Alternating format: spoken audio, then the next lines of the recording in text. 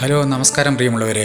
ഇതാണ് കേരളവും കർണാടകവും അതിർത്തി പങ്കിടുന്ന പെരിക്കല്ലൂർ എന്ന് പറയുന്ന വയനാട്ടിലെ തോണിയാത്രയുള്ള സ്ഥലം. കേരളത്തിൽ നിന്ന് കിഴക്കോട്ടൊഴുകുന്ന അപൂർവ നദികളിൽ ഒന്നാണ് ഈ കബനി നദി. ഇവിടെ ദിവസവും ടൂറിസ്റ്റുകൾ വന്നു പോകുന്നുണ്ട്. ഈ നാട്ടുകാരുടെ ഒരുപാട് നാളത്തെ ഒരു ആവശ്യമാണ് ഇവിടെ ഒരു പാലം നിർമ്മിക്കുക എന്നുള്ളത്. പക്ഷേ രണ്ട് സംസ്ഥാനങ്ങളും അതിർത്തി പങ്കിടുന്ന ഒരു സ്ഥലമായതുകൊണ്ട് ആര് നിർമ്മിക്കണം എന്നത് കൺഫ്യൂഷനാണ്. അതുകൊണ്ട് തന്നെ കേന്ദ്രത്തിൻ്റെ ഒരു ഫണ്ട് വെച്ചാൽ മാത്രമേ ഇവിടെ ഒരു പാലം വരികയുള്ളൂ എന്നാണ് നാട്ടുകാരുടെ അഭിപ്രായം.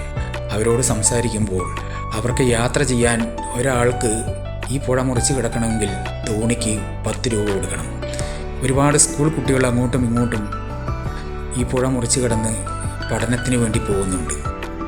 ഈ പുഴയ്ക്ക് അക്കരെ ബാവലി എന്ന് പറഞ്ഞ കർണാടകയുടെ പ്രദേശമാണ്. അവിടേക്ക്